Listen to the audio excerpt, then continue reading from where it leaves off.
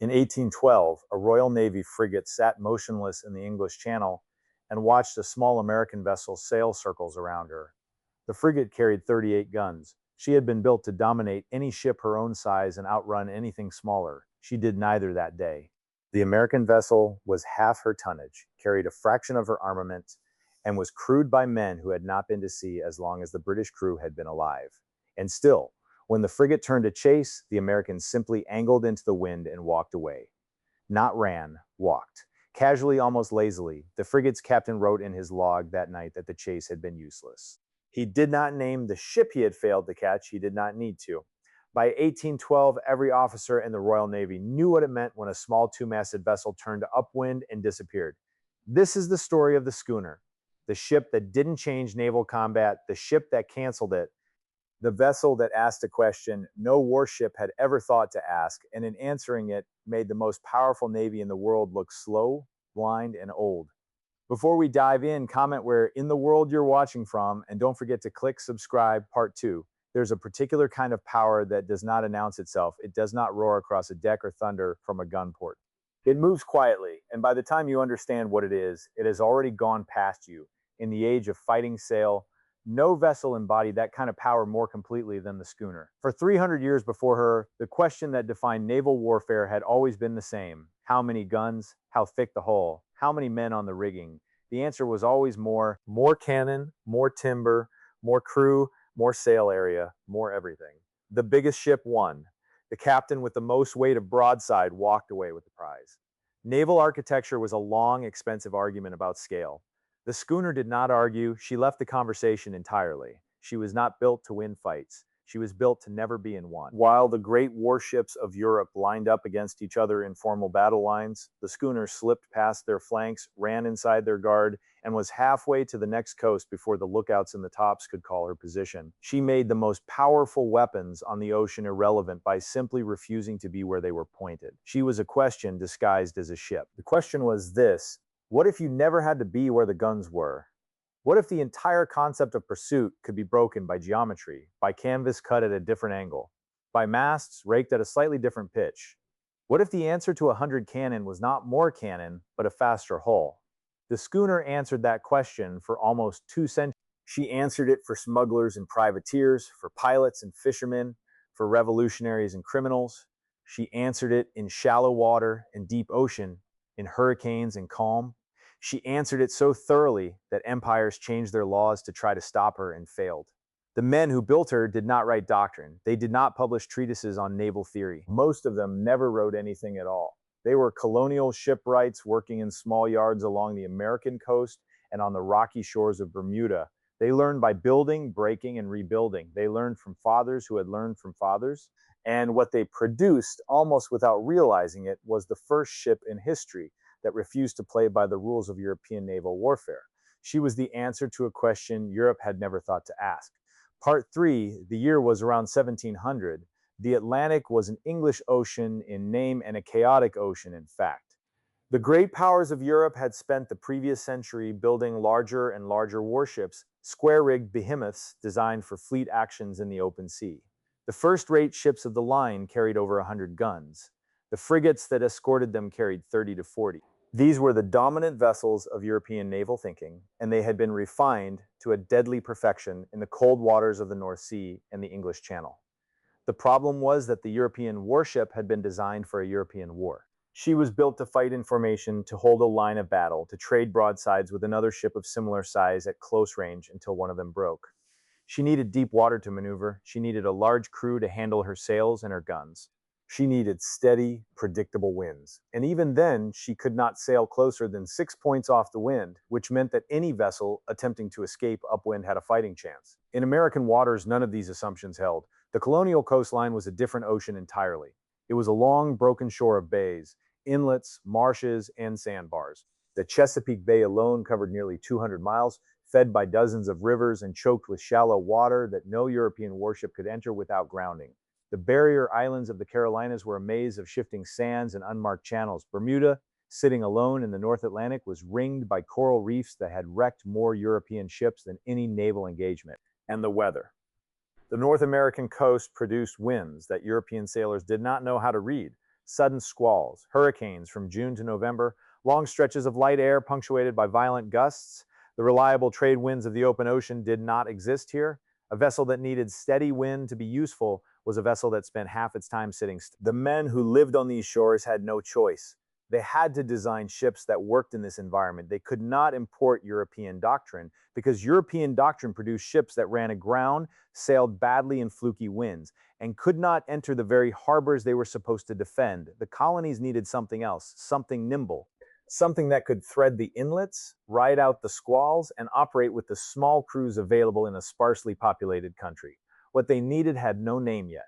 It did not exist in any European treatise. It would have to be invented by people who had never been taught what a proper ship was supposed to look like. The invention began in two places at almost the same time. The first was Bermuda, where shipwrights working with local cedar produced fast, narrow sloops that could outrun anything in the Caribbean. The second was the Chesapeake, where Maryland and Virginia builders began experimenting with hull shapes that broke every rule the European naval architects had laid down. By the early 1700s, the conversations between these two traditions were producing something genuinely new. The Bermudians contributed the rig. The Chesapeake contributed the hull. The result was a vessel that did not yet have a name, but had every characteristic that would define the schooner. She was about to get her name in Massachusetts. Part 4. In 1713, in the small port town of Gloucester, Massachusetts, a shipwright named Andrew Robinson launched a vessel from his yard on the harbor. We know almost nothing about Robinson personally. He left no journals. No portrait of him survives. He was one of thousands of working shipwrights along the colonial coast, men who built vessels by eye and by feel, who learned their craft from their fathers, and who did not consider themselves to be making history. But on that day in 1713, according to a story that has been told and retold for 300 years, something happened that gave a new kind of ship its name. The vessel slid down the ways and into Gloucester Harbor. She was two-masted. She carried a fore and aft rig that was unusual for the region. Her hull was sleek, her draft was shallow, and when she hit the water, she did not wallow the way a typical merchant vessel did. She skimmed, she glided, she moved across the surface in a way that suggested speed even before her sails were set. A bystander, watching from the dock, supposedly shouted, "Oh, how she scoons!" The word scoon was a New England term, possibly Scottish in origin, meaning to skip or glide across water, the way a flat stone skips when thrown sideways. It was the kind of word a child might use or a fisherman watching a particularly graceful vessel. It captured something specific about how this ship moved. Robinson, the story goes, looked up and replied, "A schooner, let her be. Whether the exchange happened exactly as recorded, we cannot say." The story was not written down until decades later, and historians have argued about its authenticity for as long as it has existed. The etymology of the word schooner is genuinely uncertain. It may have come from Dutch, from Scottish, from a dialect word lost to history. Robinson may or may not have built the first true schooner. There were certainly two-masted, fore and aft rigged vessels operating in colonial waters before 1713. But the story persists because it captures something true, even if the details are wrong. Somewhere in the early 18th century, in a colonial yard, by a builder whose name may or may not have been Robinson, a new kind of vessel was launched and given a new name. And the name stuck because it described what the ship actually did. She schooned, she skipped, she did not sail in the heavy, deliberate way of a European warship. She moved like nothing else on the water. Within a generation, the schooner was the dominant working vessel of the American coast. By 1750, every significant port from Halifax to Charleston had schooners in its harbor. They carried fish, lumber, tobacco, rum, and mail. They served as pilot boats, as fishing vessels, as coastal traders, as ferries. They were the trucks and pickups of the colonial economy, ubiquitous, practical, and almost invisible in their ordinariness. What the world did not yet understand was that this ordinary working boat was also the deadliest weapon afloat. She had not been designed for war. She had been designed for work. But the qualities that made her good at work, the speed, the maneuverability, the small crew requirements, the ability to enter shallow water, would in the right hands and the right circumstances make her the most effective small warship of the next 150 years. The war that revealed this had not started yet, but it was coming. Part 5, to understand why the schooner was so dangerous, you have to understand what made her different from every warship the European powers had built. The differences were not cosmetic. They were not minor refinements. They were a complete reimagining of what a sailing vessel could do. Start with the rig. A square-rigged ship carried her sails perpendicular to the length of her hull. Her sails caught wind coming from behind her or from her sides. She was efficient in following winds and tolerable in beam winds. She was almost useless trying to sail into the wind. A square-rigged frigate of the early 18th century could not sail closer than about 6 points or 67 degrees off the wind. If the wind was blowing from where she needed to go, she had to tack back and forth in long zigzag legs, making slow progress against a force she could not directly oppose. The schooner carried a fore and aft rig. Her sails ran along the length of her hull, not across it. They acted like the wings of an aircraft, generating lift as wind passed across them rather than simply being pushed by it. A schooner could sail as close as 4 points or about 45 degrees off the wind. That difference, 2 points, sounds small on paper. On the water, it was the difference between escape and capture. Consider what that means in practical terms. A schooner being chased by a frigate could turn upwind. The frigate would try to follow but could not point as high into the wind. With every minute, the schooner would gain ground at an angle the frigate could not match. Within an hour, she would be hull down on the horizon. Within 2, she would be gone. The frigate could fire her guns, but she could not close the distance. The chase was over before it began. Now consider the hull. The schooner was built long, narrow, and shallow. A typical Baltimore-built schooner of the early 1800s might measure 90 feet on deck with a beam of only 23 feet. That ratio, nearly 4 to 1, was extreme by European standards. European warships were built short and broad to provide stable gun platforms. The schooner did not need stable gun platforms because she did not intend to trade broadsides with anyone. She was built to slip through the water like a knife. The shallow draft was the other half of the equation. A schooner of the same length as a frigate might draw only 8 or 9 feet of water, while the frigate drew 16 or more. That meant the schooner could enter harbors, rivers, and inlets where the frigate could not follow. She could run inshore when chased, knowing the larger vessel would ground on the same bars she sailed over. She turned the coastline itself into her weapon. Then the crew requirements. A British frigate of the Napoleonic era typically carried between 250 and 300 men. Most of them were needed to handle the complex square rig, which required dozens of sailors to climb the masts and adjust each sail. A schooner of similar length might carry 30 to 50 men. The fore and aft rig could be handled from the deck. Sails were raised and lowered by lines led to the deck level. One man could control a sail that on a square rigger would require. This meant that for the same supply of food and water, a schooner could stay at sea longer, range farther, and operate in places where a larger crew would have starved. It meant that a small port town could put a schooner to sea for a long voyage with a crew of friends and neighbors, while a frigate required the resources of a major naval base. It meant that piracy, privateering, and smuggling, all of which depended on small, motivated crews, suddenly had access to a vessel as fast as any warship and far cheaper to operate. Add it all up. A ship that could sail closer to the wind than her pursuers, a ship that could enter water her pursuers could not, a ship that needed a tenth as many men, a ship that could be built in any colonial yard from local timber, a ship that asked nothing of the existing naval supply system because she had been born outside it. This was not a refinement, this was a revolution dressed as a working boat. Part 6. The men who first understood what the schooner could do were not naval officers. They were the people the naval officers were trying to catch. The British Empire had spent the 17th and 18th centuries constructing an elaborate system of trade regulations designed to ensure that all colonial commerce passed through British ports and paid British taxes. The Navigation Acts, the molasses duties, the sugar tariffs, the long list of prohibited goods and required clearances. By the 1730s, this system covered every aspect of colonial trade. The colonists, by and large, ignored it. And the vessel they used to ignore it was the schooner. A schooner running from Boston to the Dutch West Indies, loaded with smuggled molasses, could outrun any Royal Navy revenue cutter sent to intercept her. A schooner moving rum from the French Caribbean into Newport could slip into 100 small harbors where the Navy could not follow. A schooner carrying contraband tobacco from the Chesapeake to Amsterdam could disappear into the Atlantic and reappear weeks later in a port the British had no jurisdiction over. The Customs Service did what it could. The Royal Navy stationed cutters along the coast. Officers boarded suspected vessels and inspected their cargo. None of it worked because none of it could keep up. By the 1750s, smuggling was estimated to account for as much as half of all colonial trade. The schooner had made enforcement physically impossible. The pirates noticed too. The great pirates of the early 1700s, men like Blackbeard and Bartholomew Roberts, had operated from larger vessels. But by the 1720s, as the great age of piracy declined and the survivors became more practical, schooners became the preferred vessel for raiders working the Atlantic coast. Pirates wanted speed above all else. They wanted to be able to chase a slow merchant down, take her, and disappear before the Royal Navy could respond. The schooner gave them exactly that capability. Stade Bonnet, the gentleman pirate from Barbados, operated from a schooner-rigged vessel for part of his short and disastrous career. Various lesser-known captains based in the Carolinas used schooners almost exclusively. The image of the pirate ship as a great galleon, popularized later by novels and films, was largely fiction.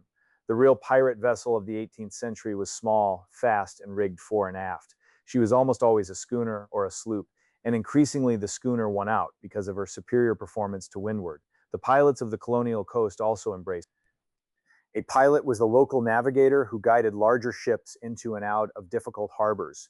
He needed to be able to reach incoming vessels quickly, even in bad weather, and then return to port to wait for the next one. The schooner was perfect for this work. The Chesapeake Bay pilots developed a particular variant, the pilot schooner, that became famous for its speed in seakeeping. These pilot schooners would race each other to incoming ships. The first one alongside got the job, and the competition pushed designers to produce faster and faster vessels. By the middle of the 18th century, the schooner had developed a reputation that was almost mythological in the right circles. Among honest sailors, she was the workhorse of the coast. Among smugglers, she was salvation. Among pirates, she was the only vessel worth having. Among Royal Navy officers, she was the source of endless frustration. They knew she existed, they knew where she came from, they could not catch her. A British naval officer writing in the 1760s complained that pursuing a Bermuda-built schooner was like chasing smoke. You could see her clearly, you could even follow her for a while. But the moment she chose to leave, she left, and there was nothing in the King's Navy that could stop her. What that officer did not yet know was that within a decade, the colonies he was trying to police would declare war on his empire, and the schooner he could not catch would become the weapon that ended British control of the American coast. Part 7. In April of 1775, the American Revolution began. The Continental Congress, faced with the problem of fighting the most powerful navy in the world without a navy of its own, made a decision that would shape the next 8 years of war. They legalized privateering. A privateer was a privately owned vessel licensed by the government to attack enemy shipping. The license, called a letter of marque, transformed the captain from a pirate into a legal combatant. Whatever he captured, he could sell. The state took a percentage. The crew shared the rest. It was a way of putting a navy to sea without paying for one. Over the course of the Revolution, the Continental Congress and various state governments issued letters of marque to more than 1,600 privateer vessels. Of these, the great majority were schooners. The reason was obvious: America had no shipyards capable of building frigates that could match the Royal Navy. She had no trained naval officer corps. She had no tradition of fleet action. What she had was an enormous number of small, fast schooners built for trade and fishing, and a coastal population that knew how to sail them. The schooner was the only naval asset America could field in serious numbers, and she happened to be the worst possible adversary for the British supply system. The numbers tell the story. Over the course of the war, American privateers, mostly schooners, captured approximately 3,000 British vessels. They took roughly 12,000 British sailors as prisoners. They cost the British merchant marine an estimated £18 million in losses, a sum that staggered the British economy and forced insurance rates in London to triple. The Continental Navy, by comparison, with its proper warships and its trained officers, captured fewer than 200 British vessels during the entire war. The schooner had done more damage to British commerce than the official American Navy by a factor of 15. The British response was confused and ineffective. They sent more frigates, they organized convoys, they built faster vessels of their own. None of it worked. The privateers operated from too many ports, used too many tactics, and could simply outrun any vessel that tried to engage them. By 1781, the British government was being lobbied by the merchant class to end the war on almost any terms, simply because the cost of insurance and lost cargo had become unbearable. The schooner had not won the war by herself, but she had made the war unwinnable for Britain. 30 years later, the United States and Britain fought again. The War of 1812 was in many ways a continuation of the same naval problem. America still could not field a fleet capable of matching the Royal Navy in formal combat.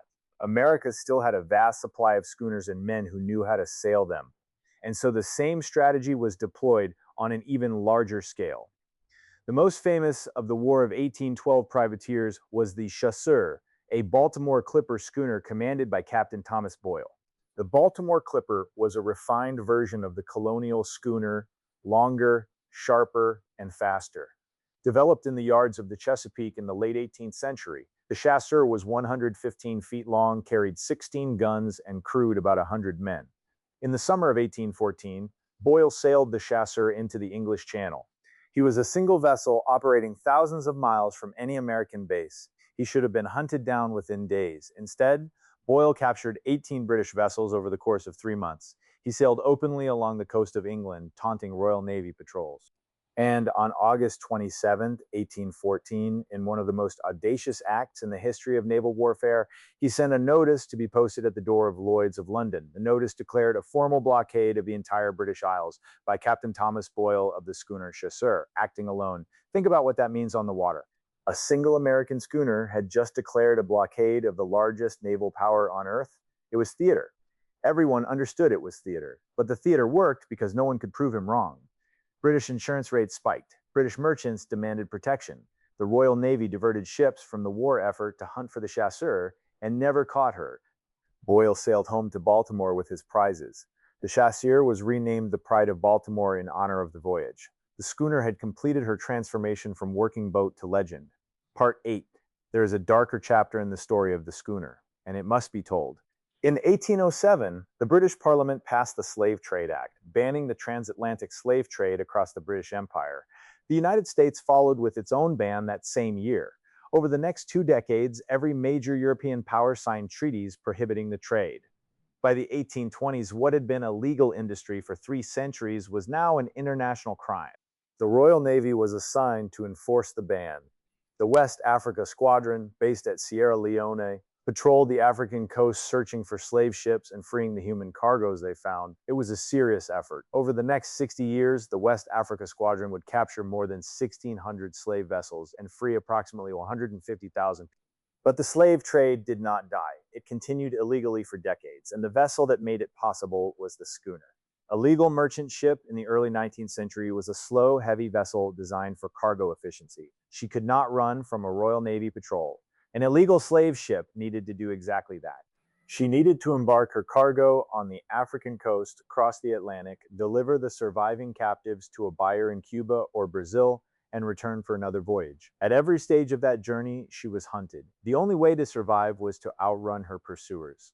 The Baltimore Clipper schooner, refined and developed in American yards through the 1820s and 1830s, was the fastest sailing vessel in the world. She could carry several hundred captives in her hold. She could outrun any naval patrol the British or anyone else could put against her. And she was being built in American yards and sold openly to buyers who everyone understood were going to use her for illegal slaving. The same hull form that had carried the American Revolution to victory now carried human beings in chains across the Atlantic. The same speed that had made American privateers heroes now made slavers untouchable. The same shipwrights, in some cases, were building vessels for both purposes within the same year. The numbers are difficult to confirm because the trade was illegal, but historians estimate that between 1818 and 1860, more than 3 million people were transported across the Atlantic as enslaved cargo, the vast majority of them aboard schooners or schooner-derived vessels. The trade peaked in the 1830s and 1840s fortnights, when the Baltimore Clippers were at the height of their development. It is a hard fact about the schooner that her finest qualities, her speed and her ability to evade capture, made her the perfect tool for the worst purpose imaginable. The design itself was morally neutral. The people who used her were not, but the design enabled the use, and that cannot be erased from her history. The illegal trade finally ended in the 1860s, not because the schooner was stopped, but because steam power had arrived. The Royal Navy's new steam patrol vessels could maintain a steady speed regardless of wind. They could chase down a becalmed slaver. They could patrol coastlines that had been impossible to cover under sail. The schooner's advantage, which had been absolute for a century and a half, suddenly evaporated. A steam vessel did not need to point upwind. She did not care about the angle of the wind at all. She simply burned coal and went where she was pointed. For the first time in the schooner's history, there was a class of vessel that could catch her under any conditions. The transition was not immediate. Sailing schooners continued to be built and operated into the 20th century. But the era in which the schooner was the fastest thing on the ocean was over. The vessel that had broken the rules of pursuit for 150 years was now herself the one being outrun.